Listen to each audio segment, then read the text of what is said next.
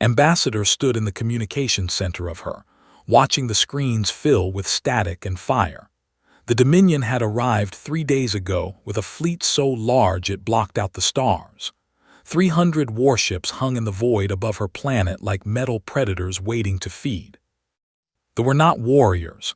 They had never been warriors. For 10,000 years, they had built their civilization on peace. They created art that made other species weep with joy. They wrote poetry that was studied across 100 worlds.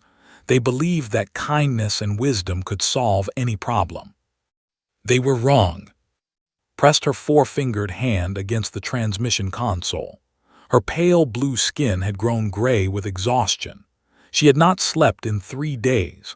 Her 3 eyes burned from staring at screens, from sending message after message into the cold emptiness of space. "Please," she said into the microphone, her voice cracking. "This is Ambassador of the People. We are under attack. The Dominion has surrounded our world. They have already destroyed our outer colonies.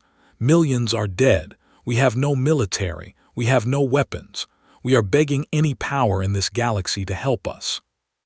She paused, fighting back tears that her species shed from all 3 eyes at once.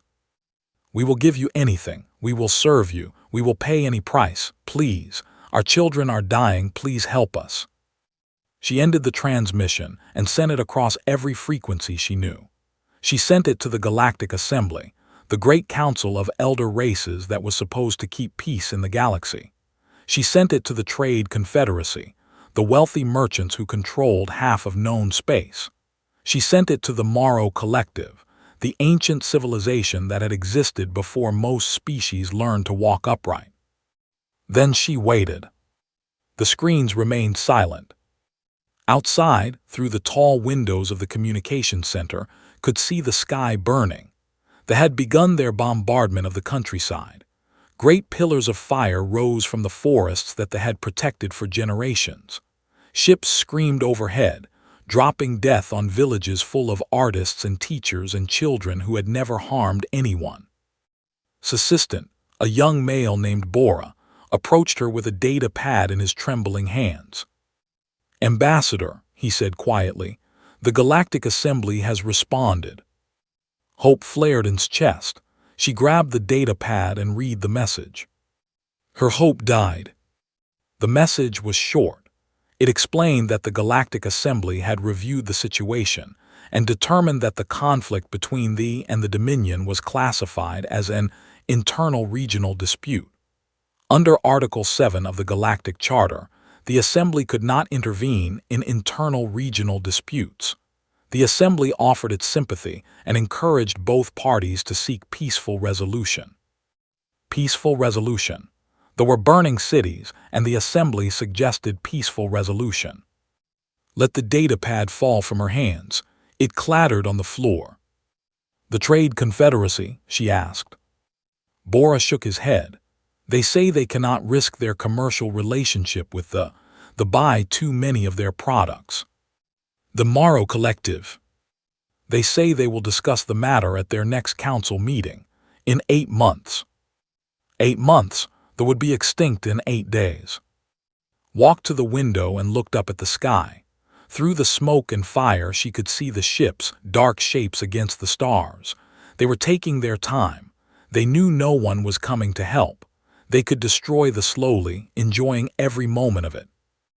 They were a cruel species. They did not want resources or territory. They wanted submission.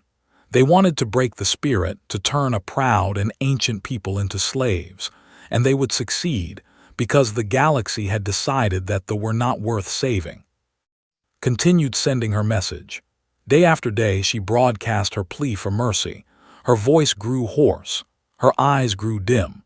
She stopped eating, stopped sleeping, stopped hopping, but she kept sending the message because it was the only thing she could do. On day 47, they destroyed the last of the outer colonies.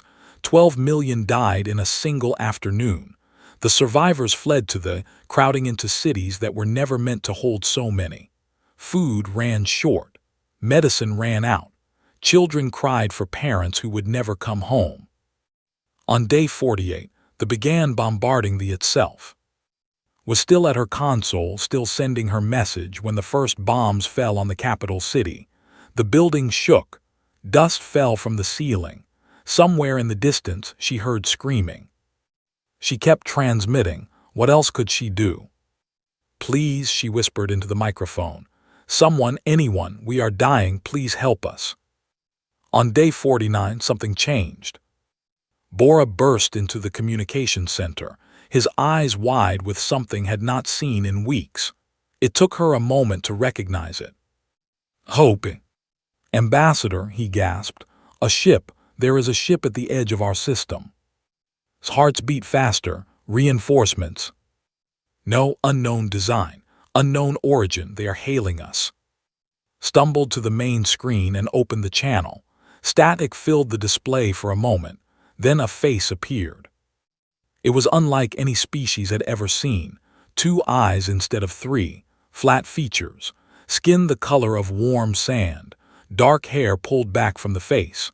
The creature wore some kind of uniform, simple and practical. "This is Captain of the human vessel Defiance," the creature said. "We received your signal. We are here to help." Stared at the screen. She did not recognize the species name. Humans? She had never heard of humans. Her translator struggled with some of the words. "Help," repeated. "You are one ship. They have 300 warships in our system. You cannot help us." The human captain smiled. It was a strange expression, showing teeth. Among the showing teeth was a threat display, but something in the human's eyes told this was different. This was something else entirely. "We are not here to fight them alone," Captain said. "We are here to buy you time. More are coming." "More? How many more?" "As many as it takes." Did not understand. Who were these humans? Why had they come? The great powers of the galaxy had ignored her pleas. Why would this unknown species cross the stars to help strangers? "I do not understand," admitted. "We have nothing to offer you. We cannot pay you. We cannot help you in any way. Why would you come?" Captain's smile faded. Her expression became serious. When she spoke, her voice was firm and clear. "Because you asked," she said. "Because you were afraid and alone and no one else would help. And because where we come from, we have a saying. The only thing necessary for evil to win is for good people to do nothing." She leaned forward, her 2 strange eyes meeting 3. "We are not good at doing nothing." The transmission ended. On the tactical display, watched the tiny human ship, smaller than the smallest fighter, dive into the asteroid field near the system's edge. They would find it, they would destroy it. One small ship could not change anything. But for the first time in 49 days, Ambassador felt something she had forgotten. She felt hope. Captain moved through the corridors of her ship like a ghost in the darkness. The Defiance was running on minimum power, hiding in an asteroid field while 3 destroyers hunted for her. She could hear her crew breathing in the silence. 32 people, 32 volunteers who had left everything behind to come here. She reached the bridge and settled into her command chair. The tactical display showed the ships moving in a search pattern. They were getting closer. In perhaps 2 hours, they would find the Defiance. "Captain," whispered her navigator, a young man named. "What do we do?" Studied the display. The Defiance was not a warship. It was a converted cargo freighter, armed with weapons that her crew had built themselves from spare parts and stolen technology. Against 1 destroyer, they might survive. Against 3, they had no chance. But survival was not why they had come. "Prepare the sensor drones," said quietly. "We are going to blind them." Nodded and began working at his console. He was barely 20 years old, a university student who had been studying engineering when the signal reached human space. He had dropped out of school and spent his life savings buying a seat on a transport ship heading toward the conflict. He was not alone. Thousands of humans had done the same thing. Did not fully understand it herself. Humans had only discovered faster-than-light travel a century ago. They were newcomers to the galaxy, ignored by the elder races, dismissed as primitive and aggressive. The Galactic Assembly had refused to even consider humanity's application for membership. And yet when the signal arrived, something had happened. The message spread across human space like fire. It played on news screens and personal devices. It echoed in bars and schools and government buildings. A species was dying. They were begging for help, and no one else would come. Humans could not accept that. The first volunteers left within days. They were not soldiers. They were not heroes. They were ordinary people who simply could not sit at home and do nothing while innocents died. Teachers and farmers and factory workers. Students and doctors and retired grandparents. They sold their homes, their cars, their possessions. They bought or borrowed or stole any ship that could make the journey.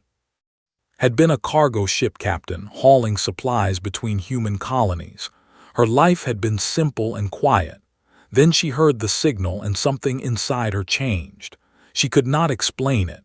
She just knew that she had to go. Now she was hiding in an asteroid field, hunted by warships, leading a crew of volunteers who would probably die in the next few hours. She did not regret her choice. "Drones ready," reported. Nodded, "Launch on my mark, then full power to engines. We run straight through their formation." Her crew exchanged glances. Running through the formation was suicide. The destroyers would tear them apart. But had a plan. "Trust me," she said simply. That was enough. They trusted her. They had followed her across half the galaxy. They would follow her into death if necessary. "Mark!" The sensor drones launched, streaking toward the ships. They were small devices, no bigger than a human fist, but they carried powerful jamming equipment. When they reached the formation, they exploded into electronic chaos. The tactical displays went blind. Their sensors screamed with static. For 30 precious seconds they could not see anything. The Defiance shot forward, engines burning at maximum power. Guided her ship through the asteroid field, around spinning rocks and frozen debris, directly toward the gap between the destroyers. The jamming faded, the sensors cleared. By then the Defiance was already past them, accelerating toward open space. The commander screamed orders. The destroyers turned to pursue, but the Defiance was fast and knew how to fly. She led them on a chase through the outer system, through dust clouds and debris fields, always staying just ahead of their weapons' range. While they chased her, their supply convoy was unprotected. Smiled grimly as she saw the reports coming in. The other human ships, the ones she had coordinated with before beginning her distraction, were attacking the convoy. Cargo ships full of weapons and fuel, guarded by only a handful of fighters, were being destroyed one by one. The commander realized his mistake too late. He broke off the pursuit and raced back to protect the convoy. But by the time he arrived, half the supplies were already gone. It was a small victory. It would not save but it would slow down. It would buy time. And time was what the humans needed. 3 days later, 17 more human ships arrived at the edge of the system, then 40, then 200. Ambassador watched them arrive on her tactical display, unable to believe what she was seeing. The ships came in all shapes and sizes. Cargo freighters with welded armor plates, mining vessels with drilling lasers modified into weapons, passenger liners carrying volunteers who would fight on foot if necessary, personal yachts piloted by families who had brought their children because they could not bear to leave them behind. They were not a fleet. They were a chaos of civilians playing at war. And they kept coming. Finally met Captain in person when the human commander came to the surface for a strategy meeting. The human was smaller than had expected, barely reaching the ambassador's shoulder. But there was something in her eyes that made her seem much larger. "I do not understand," said again. It had become her constant refrain. "Your government did not send you. You have no military structure. You have no supply lines. You have no plan. Why are you here?" Looked out the window at the burning sky. The bombardment continued.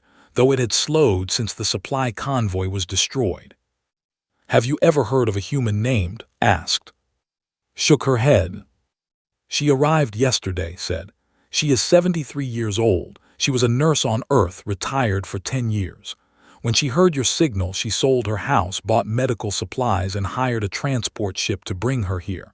She is setting up a hospital in your capital city right now. Her hands shake when she works. Her eyes are going bad. She should be at home with her."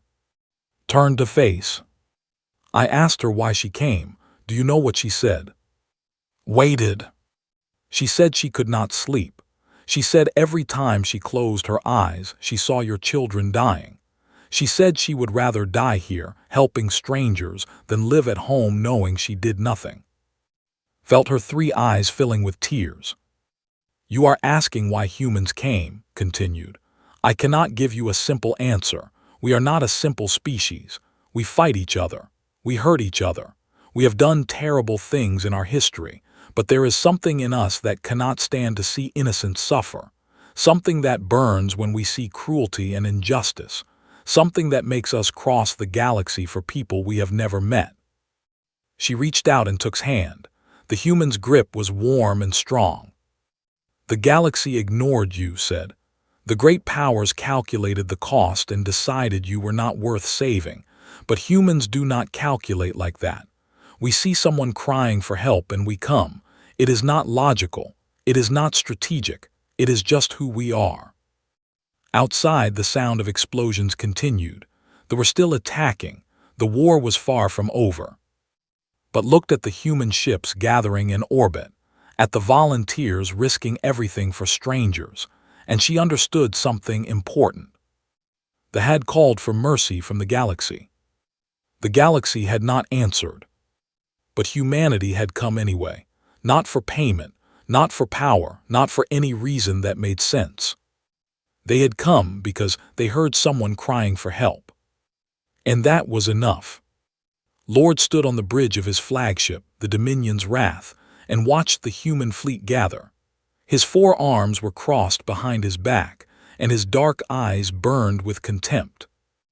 These were the creatures who had been disrupting his conquest, these primitive beings in their rusted ships and makeshift weapons. He had studied the major powers of the galaxy for decades. He knew every treaty, every weakness, every political calculation. He had chosen the precisely because no one would come to help them. And now these, humans, were ruining everything. "How many?" he demanded. His tactical officer checked the display. 412 vessels, Lord, but only 47 appear to be actual warships. The rest are converted civilian craft. Made a sound of disgust. Civilians playing at war. They will learn what happens when children challenge the Dominion. He gave the order to advance. The Battle of Prime began at dawn local time. The fleet moved as one, 300 warships in perfect formation, their weapons charged and ready. They had trained for this their entire lives. They were the finest military force in their region of space. The human fleet moved like chaos. Ships scattered in every direction. Some accelerated toward others held back.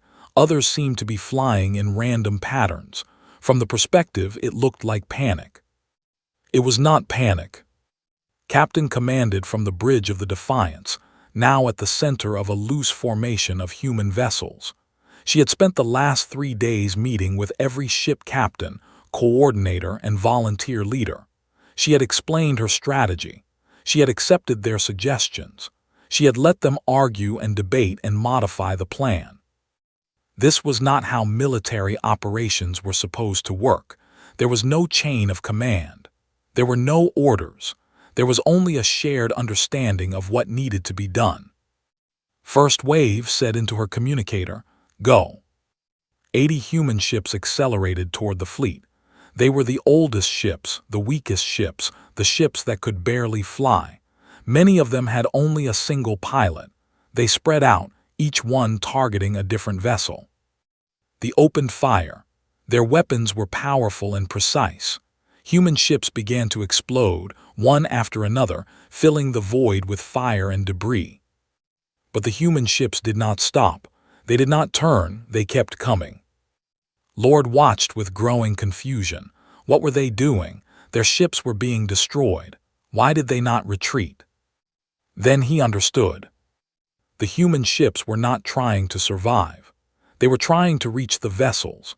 And when they got close enough, they did something that no species in the galaxy had done for 1,000 years.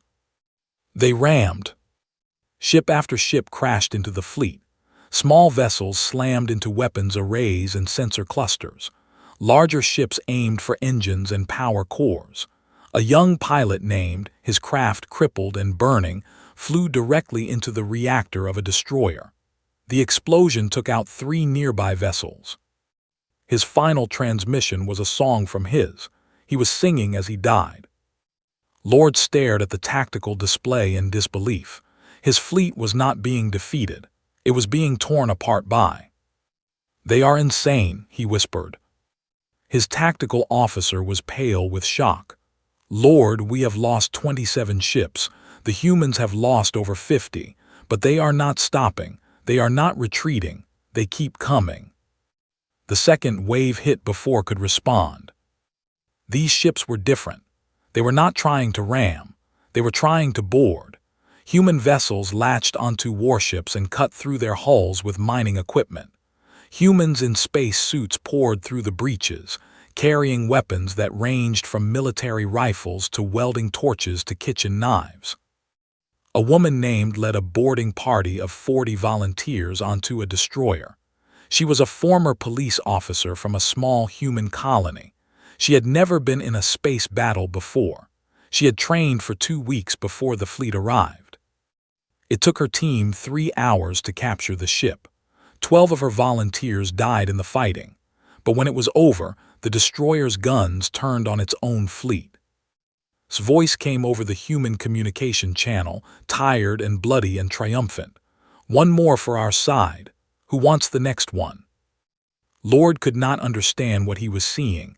The valued survival above all else. When a battle was lost, they surrendered. It was logical. It was sensible. Death served no purpose. But humans did not surrender. They fought when they were outnumbered. They fought when they were wounded. They fought when their ships were breaking apart around them.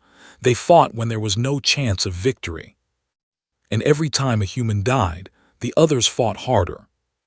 A young man named commanded a small ship crewed by factory workers from an industrial planet.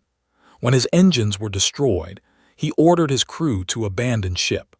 They refused. They stayed with him as he guided the drifting vessel into the path of a cruiser, using their last moments to block the enemy's weapons from targeting the human medical ships behind them. An elderly woman named, the same nurse who had set up the hospital on the surface, personally flew a shuttle full of wounded human soldiers back to safety. Fighters pursued her. She had no weapons. She evaded them for 7 minutes through impossible maneuvers that should have torn her ship apart. When she finally landed, her hands were shaking so badly she could barely open the door. She went right back out for another load of wounded. The battle raged for 8 hours. By the end, the human fleet had lost 89 ships. Nearly 2,000 human volunteers were dead. Many more were wounded. But the fleet had lost 174 warships, including Lord's flagship. Lord himself died when a human pilot, a teenager named Minyu who had lied about his age to join the fleet, crashed his burning fighter into the bridge of the Dominion's Wrath. The explosion killed everyone in the command center. Minyu's last words, recorded by his ship's computer, were simple: "For the." The surviving fled. They scattered into hyperspace, abandoning their conquest, leaving their dead behind. They had never experienced anything like this. They had fought many species. They had conquered many worlds. But they had never fought humans. Ambassador watched the battle from the surface, her 3 eyes wide with horror and wonder. She saw the human ships burning. She saw them dying. She saw them throwing themselves into danger without hesitation. She did not understand. Captain found her after the battle, standing alone on a balcony overlooking the city. The sky was finally quiet. The bombardment had stopped. For the first time in weeks, there was peace. "You won," said softly. Stood beside her, her uniform stained with blood and smoke. "We all won. So many of your people died, for us, for strangers." Was quiet for a long moment. When she spoke, her voice was tired but steady. "Do you know what was singing when he flew into that reactor?" Shook her head. "It was a lullaby. His mother used to sing it to him when he was a child. He was thinking of home. He was thinking of his family. And he flew into death singing because he knew that somewhere in the galaxy, mothers would get to sing to their children again." Felt tears running down her face. "I still do not understand," she admitted. "I do not think I will ever understand." Smiled, that strange human expression that showed teeth. "You do not need to understand us," she said. "You just need to know that we are here, and we will always come when someone needs help." She put her hand on shoulder. "That is what humans do." The news of the Battle of Prime spread across the galaxy like a shockwave. On 1,000 worlds, beings of every species watched the recordings in disbelief. They saw the human ships charging into the fleet. They saw the ramming attacks, the boarding parties, the desperate courage. They saw a species they had dismissed as primitive and violent do something that no one else had been willing to do. They saw humans die for strangers. The Galactic Assembly convened an emergency session within days. The Great Council chamber on the neutral world of Meridian filled with representatives from every major power in known space.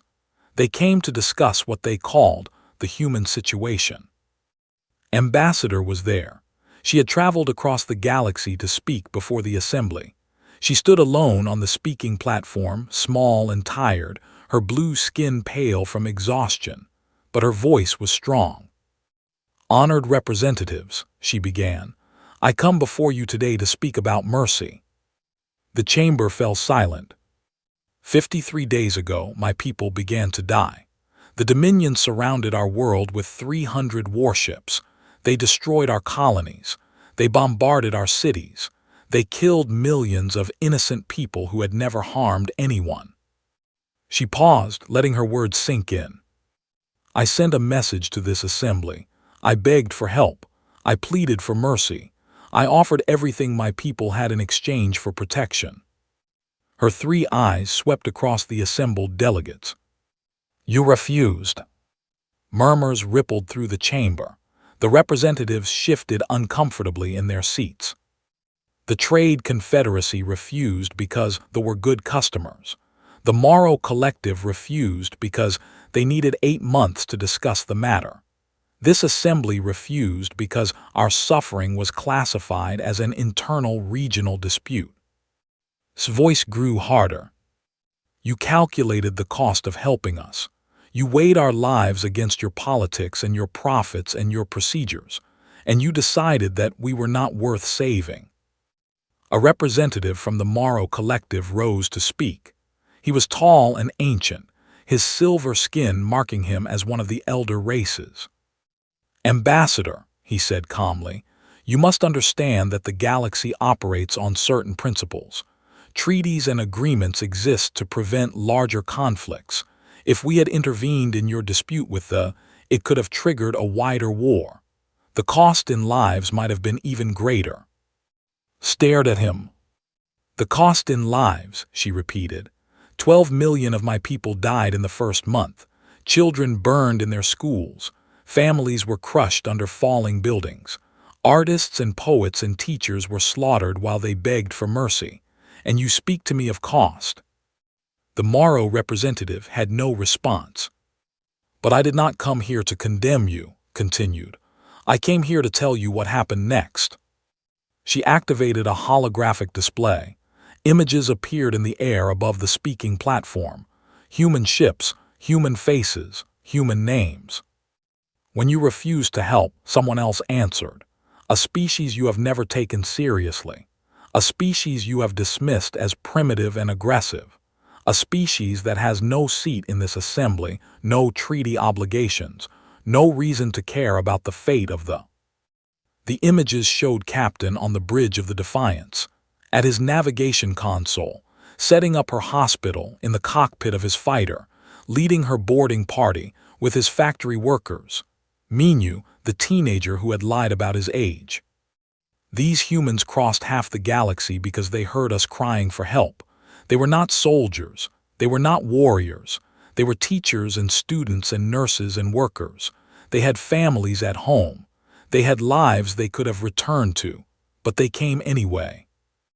The images shifted to the battle itself, the ramming attacks, the boarding actions, the ships burning and dying in the void. 89 of their ships were destroyed. Nearly 2,000 of their people died. They died for us, for strangers, for people they had never met and would never know. His voice cracked with emotion. I asked their captain why they came. She told me it was because we asked. She told me that humans cannot stand to see innocents suffer. She told me that they would rather die helping strangers than live knowing they did nothing.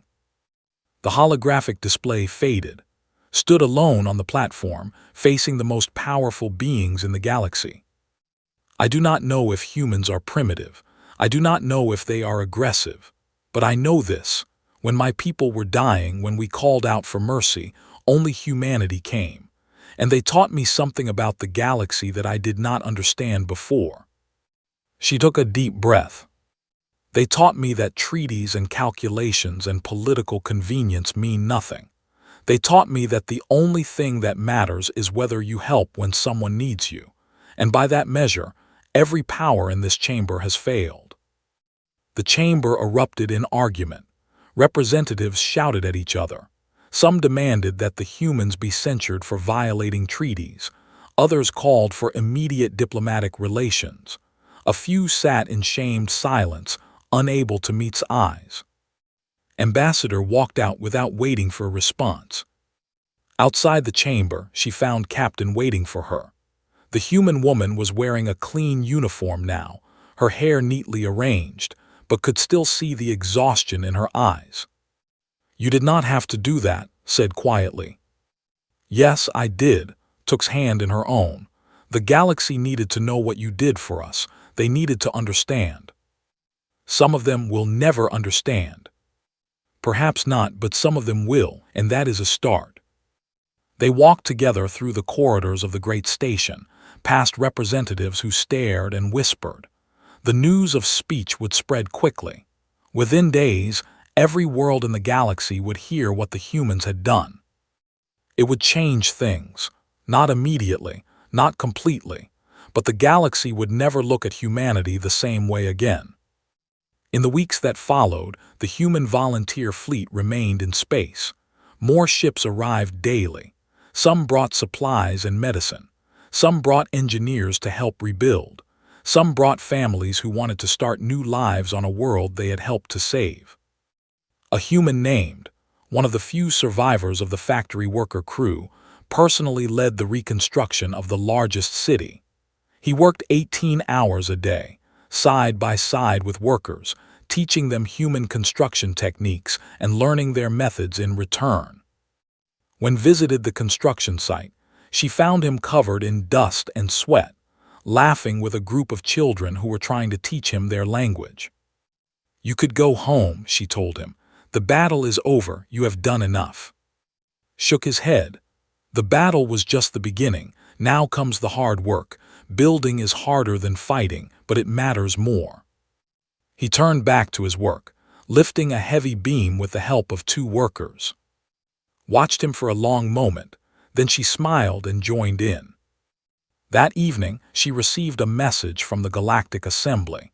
They had voted to open diplomatic relations with humanity. They had voted to condemn the Dominion for its aggression. They had voted to provide aid for reconstruction. It was not enough, it was far too late, but it was something. Read the message and felt nothing. The Assembly's approval meant nothing to her now. She had seen what real help looked like. She had seen humans die for her people.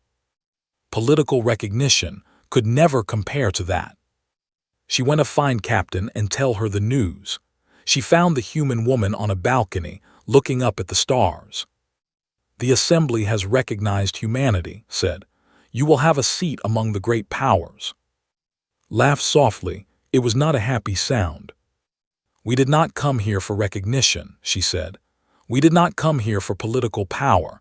We came because you needed help. I know.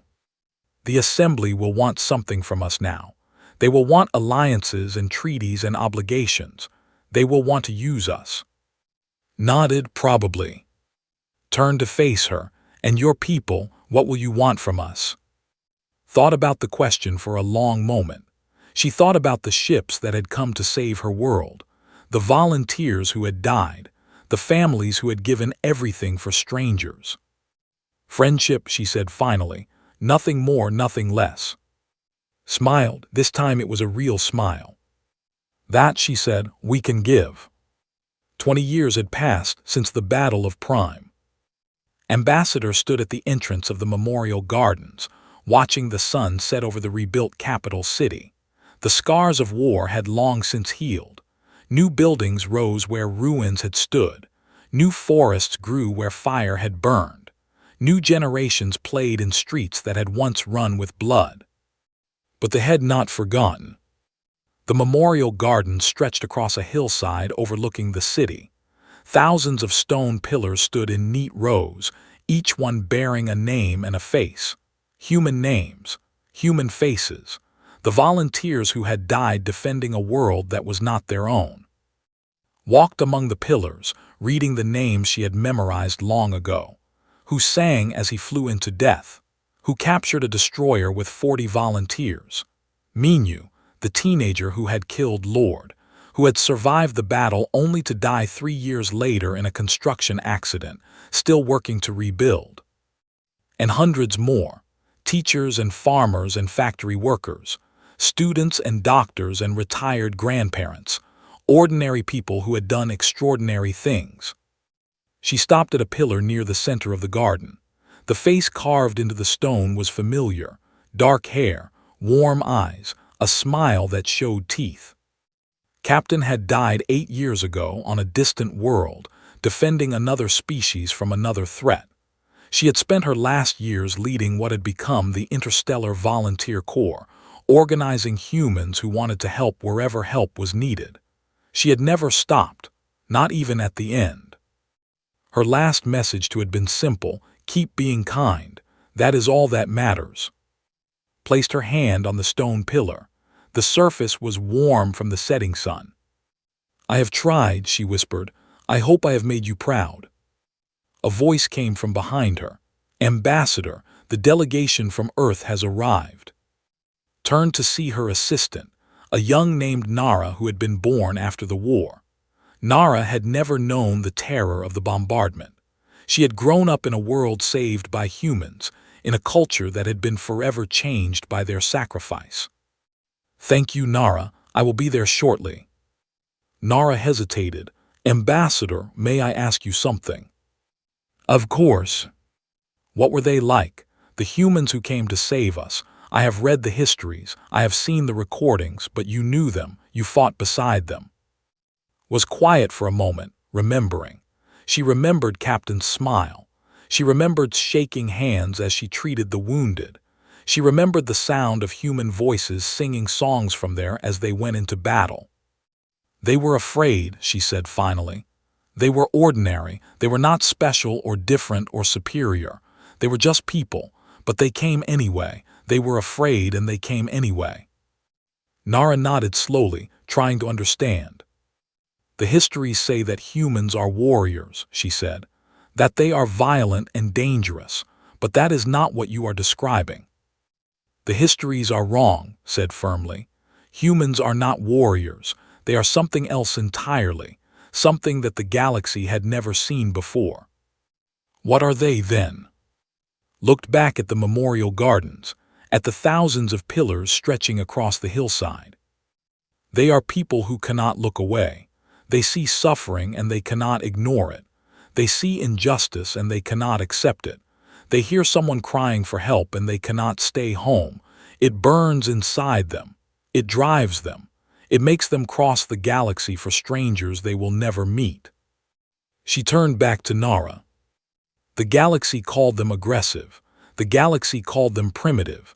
But the galaxy was wrong. Humans are not aggressive. They are compassionate.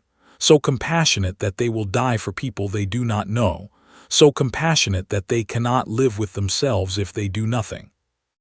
Nara was silent for a long moment. Then she asked, "Is that why we became their allies, because of compassion?" "We became their allies because they earned it," said. "They did not ask for our loyalty. They did not demand our gratitude. They helped us because it was right, and they expected nothing in return. How could we not stand with them after that?" They walked together down the hillside, toward the city where the human delegation waited. The streets were busy with evening traffic, and humans walked side by side, talking and laughing. Human restaurants served food alongside cafes.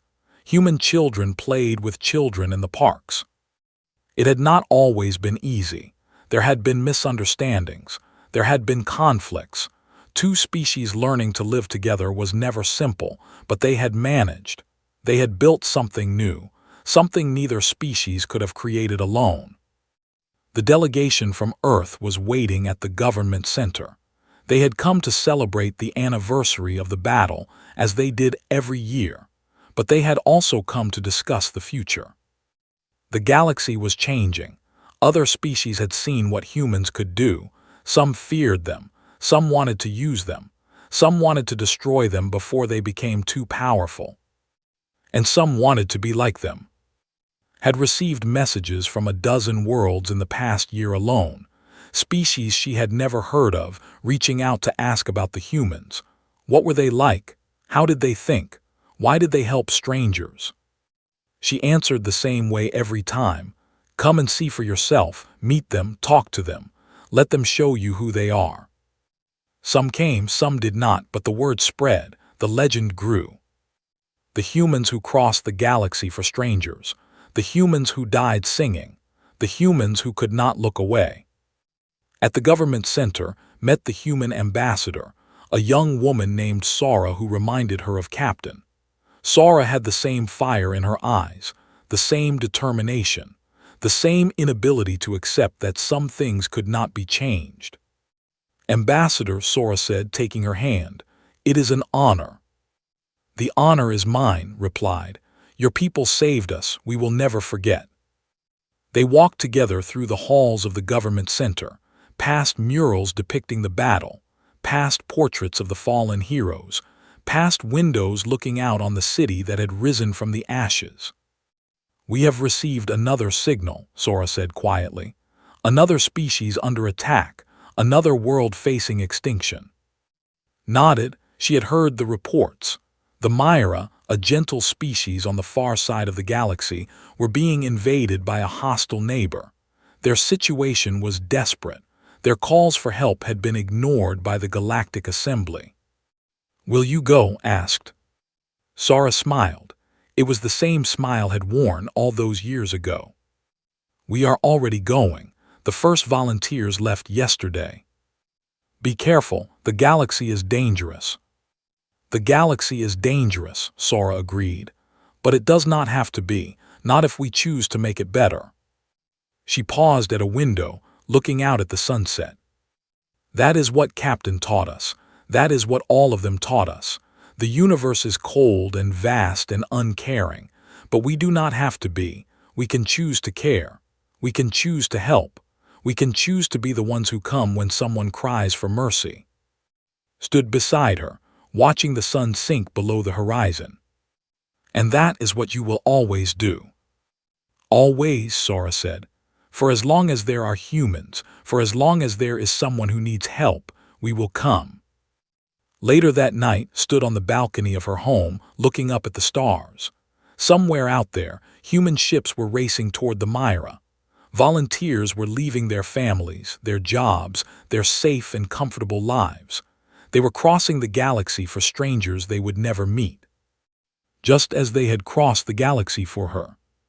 She thought of Captain. She thought of and Minyu. She thought of all the humans who had died for her people. and she made a silent promise to their memory. She would tell their story. She would make sure the galaxy remembered. She would make sure that every species knew what humans had done and why they had done it. Because the universe was cold and vast and uncaring. But humanity had chosen to care anyway. And that made all the difference. The stars shone overhead, bright and eternal. And somewhere among them, humans were flying toward another battle, another chance to help, another opportunity to prove that the darkness could be pushed back. Smiled and went inside. Tomorrow she would begin writing the history, the true history, not the story of treaties and politics and galactic power. The story of ordinary people who did extraordinary things. The story of humans. The story of those who came when no one else would.